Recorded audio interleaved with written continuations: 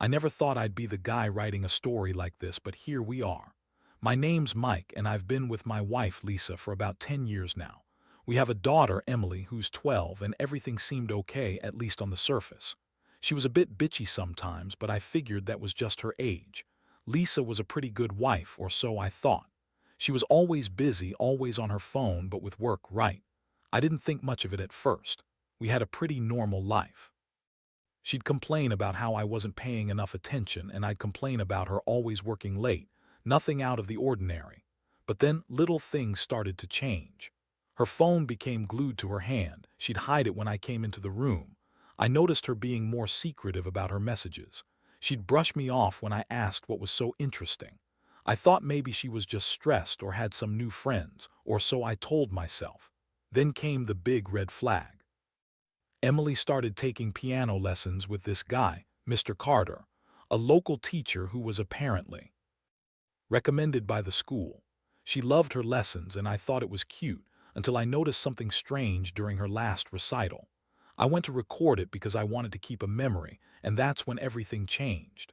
As Emily was playing her piece, I saw Lisa sitting in the front row, and her eyes kept darting over to Mr. Carter. I mean, she was practically hanging on every note he played. That was weird enough, but then I saw something that made my stomach drop. During their duets, after Emily finished her part and Mr. Carter played his, they exchanged looks, glances that weren't just friendly or teacher-student.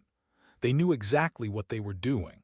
It wasn't just piano, it wasn't just lessons. They had some kind of secret code. I saw Lisa smirk at him more than once, and he did that thing with his eyes, the knowing look. It was like they were sharing a damn private joke behind my back. I watched in disbelief. Here I am, paying triple rates for these lessons, thinking I was giving Emily a good shot at music, and meanwhile my wife is secretly screwing her piano teacher. I don't want to sound dramatic, but it felt like someone had punched me in the gut. I wanted to scream, yell, break something. I had to sit there, keep my composure, and pretend everything was normal. But inside I was boiling. I couldn't believe I'd been so blind, so stupid. They had been doing this long enough for me to catch it on camera. That recital, that video, is the proof I needed that my wife had been cheating on me with her own daughter's piano teacher, right under my nose. And the worst part, she lied about it. Said she was just being friendly, that I was paranoid. Yeah, right. After that day at the recital, I couldn't shake the feeling that I'd witnessed something I shouldn't have. I kept replaying that video in my head, seeing their secret glances, the subtle touches, the way her eyes lingered on him. It was like a slap in the face, realizing I'd been so blind, so naive. I started noticing other things, little things, like how Lisa would get unusually defensive when I asked about her day, or why she suddenly needed to work late more often. She'd make snide remarks, throw little barbs my way, and dismiss my concerns as if I was just imagining shit. That night I couldn't sleep. I kept thinking about her and Mr. Carter. I even looked through her phone, something I never do, just to see if maybe I was overreacting. Instead, I found messages. Not just innocuous teacher-student stuff. No, there were texts filled with flirty emojis, references to private lessons, and one that said, "Can't wait to see you again tonight." I felt my stomach turn. I couldn't believe I had missed all of this. All this time, while I was paying triple for those lessons, my wife was fucking her piano teacher. And she was lying about it, all the while pretending everything was normal. I was furious. Not just hurt, but angry, so angry I could barely breathe. I wanted to confront her, but I didn't want to do it without a plan. I needed proof, more than just texts. I needed her to admit it. That's when I started to put a plan together in my head. I knew I couldn't just blow up and accuse her without evidence. I had to be smart about this. I had to catch her in the act or get her to confess voluntarily. Over the next few days, I started following her every move. She'd go out for work dinners that lasted way too long, always with her phone glued to her hand. And every time I asked, she'd look at me with that icy, bitchy stare and deny everything. "You're paranoid," she'd say, "or you're imagining things, or my favorite, you're just insecure." Yeah, right, I knew better now. I knew she was hiding something, something big. And I was finally starting to see the real Lisa, the bitchy, manipulative side I never bothered to notice before. I also found out that Mr. Carter was divorced, which made things even worse. He was probably single, free to do whatever he wanted. I started to get a clearer picture of what was really going on. My wife was cheating on me with her daughter's piano teacher. They were sneaking around, exchanging secret messages, sharing knowing looks during lessons, while I was paying for that shit. All the while, my kid was just happy taking her lessons, oblivious to the chaos. That's when I decided I couldn't just sit back and do nothing anymore. I had to act. I needed to catch her in the act or force her to admit it. And I had a plan forming, one I was pretty sure she wouldn't see coming. The more I dug into it, the more I realized how deep this betrayal went. I started paying closer attention to her routines, timing her work dinners, checking her messages when she was out. I even snuck into her email once, something I never thought I'd do, but I needed proof. And sure enough, there were more conversations, more lies. She'd send him suggestive pictures, talk about private lessons that sounded way more intimate than just piano. She even mentioned wanting to see him outside of lessons, which made my stomach churn. And yet she still denied everything when I confronted her. Every time I brought it up, she'd put on that fake bitchy smile, act like I was crazy. "You're just jealous," she snapped. "You think I want that loser? Please, you're imagining things, Mike." That's when I knew she was lying. She was good at it. Too good. She'd turn it around, blame me for being paranoid, accuse me of cheating myself because I did. Give her enough attention, but I wasn't blind anymore. I saw her for what she was, a manipulative, lying bitch who was fucking her piano teacher behind my back. I needed to do something more concrete. I started planning how to catch her in the act. I left the house early one day, told her I was going to work late. Instead, I went to the local library and set up a small camera in the living room, hidden, of course. I figured if she was really doing this, she'd slip up eventually. I stayed out of the house for hours, nervously waiting for her to come back. When she did, she was acting innocent, maybe even a little defensive, but I was ready. I pressed record. That night, I played her own game back at her. I confronted her with the evidence. I dropped the phone with the messages, played the recordings of her talking to him, the sneaky looks during the recital. Her face changed instantly. She turned into this bitchy, snarling version of herself. "You're crazy," she spat. "You're just insecure, you've got trust issues, you're mentally unstable." But I didn't care about her excuses. I wanted her to admit it. I wanted her to confess. And then she did, not outright, but enough. She told me she was unstoppable with him, that she'd been feeling alive for the first time in years, that I was dead inside, and that she needed real sex, not just my boring ass. I felt like I'd been punched again, but this time I wasn't surprised. I was furious. My heart was pounding so hard I thought it was going to explode. I was done. Done with her lies, her bullshit, her pretending to be the perfect wife while she was screwing around with her damn piano teacher. That was the moment I knew I had to make a decision. I couldn't keep living like this, knowing she was a cheat and a liar. I had to figure out what came next.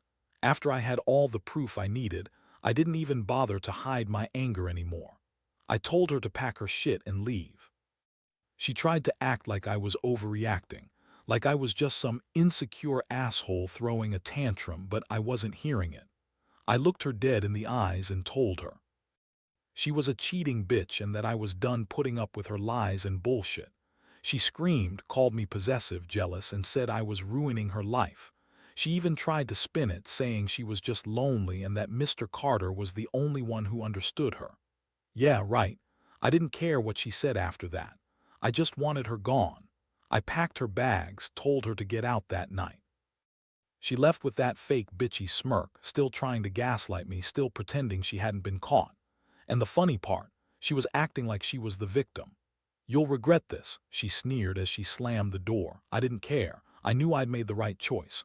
I felt a strange mix of relief and pure rage. Relief because I finally had my life back. Rage because she'd betrayed me so badly. The aftermath was a roller coaster. I moved into the guest room trying to process everything. I was angry at her, furious even, but I also felt like a fool for not seeing her for what she was sooner. Every time I looked at that damn recital video, I felt sick.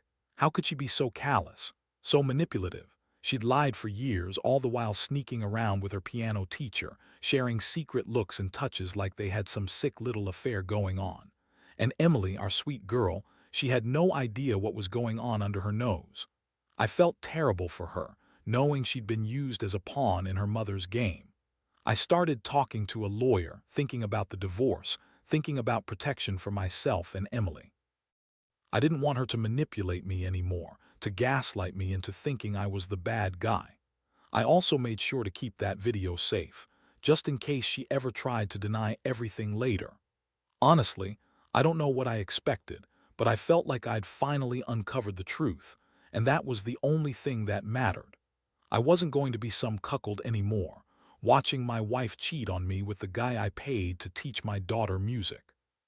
She wanted to lie, spin stories, keep up the act fine, but I had the proof, and I was ready to fight for my dignity. In the days that followed, I felt like I was walking around in a fog. Part of me wanted to lash out, scream at her, ruin her life just like she had ruined mine. But I knew that wouldn't help, not really. Instead, I kept my focus on protecting Emily, making sure she didn't get caught up in the fallout. I also started working on my own mental health, talking to a counselor about what had happened and trying to process the betrayal. It wasn't easy. I trusted Lisa for so long, and now I felt like I'd been blindsided, betrayed in the worst way possible. One thing that really stuck with me was how she kept lying, even after I confronted her with everything. She continued to deny, to spin stories about how she was just confused, how she loved Mr. Carter, and how I was just jealous. It was so obvious she was lying that I almost felt sorry for her. But I didn't. I just felt empty, like a part of me had been ripped out. I'd gone from feeling secure and loved to feeling like a fool, a cuckold, a guy who had been played for a fool. Some friends told me I should try to work things out, to give her another chance, but I knew better. I saw the way she looked at him in that recital, the way she smirked when she thought I wasn't paying attention. She had no remorse, no real sense of guilt. She was just a manipulative bitch who thought she could get away with everything. That's when I realized I had to cut her out of my life completely.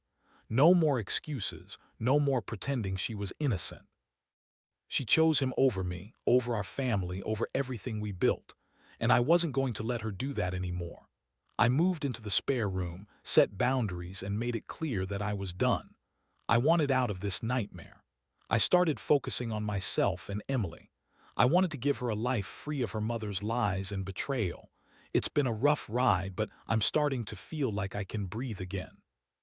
I still think about that damn recital and her knowing glances, that feeling of being totally duped. But I also realize that some people just aren't worth fighting for. She chose her affair over her family, and honestly, I hope she's happy with her piano teacher. I don't care anymore. I just want to rebuild my life, learn from this mess, and move on without her. Looking back now, I realize how naive I was to trust her even a little after everything I saw and found out. But I guess love and hope make you blind sometimes. I kept telling myself she'd come back, that she'd realize what she was throwing away. Turns out she didn't. She stayed with Mr. Carter, and from what I hear, they're still together, probably happier in their little secret world. I don't know, and I don't care anymore. What I've learned from this whole nightmare is that betrayal cuts deeper than I ever imagined. You think you know someone, but sometimes it's just a facade. Lisa was a master manipulator, and I was too blind to see it. But I also learned that I'm stronger than I thought. I can survive this, rebuild, and move forward, even if the scars will stay with me. Trust isn't easy to regain once broken, and I'll probably never look at piano lessons the same way again. For anyone out there going through something similar, here's what I'd say. Don't ignore the signs. Don't let your love blind you to the truth. If someone is lying, cheating, or hiding stuff from you, it's better to face it head-on than to pretend it not happening. Because when you finally find out, the damage is already done, and it's a long road to healing. Trust your instincts, get the proof you need, and don't be afraid to walk away if that's what it takes. You deserve honesty, respect, and a partner who isn't going to betray you in the worst way possible. As for me, I'm focusing on my daughter, making sure she's okay, helping her understand what happened without badmouthing her mother. I'm trying to rebuild my life piece by piece. It's not easy, but I know I'll come out of this stronger. And maybe someday I'll find someone who's worthy of my trust again. But for now, I just want peace. I want to forget the lies, the glances, the betrayal, and move on, knowing I faced the truth head on and didn't let it break me.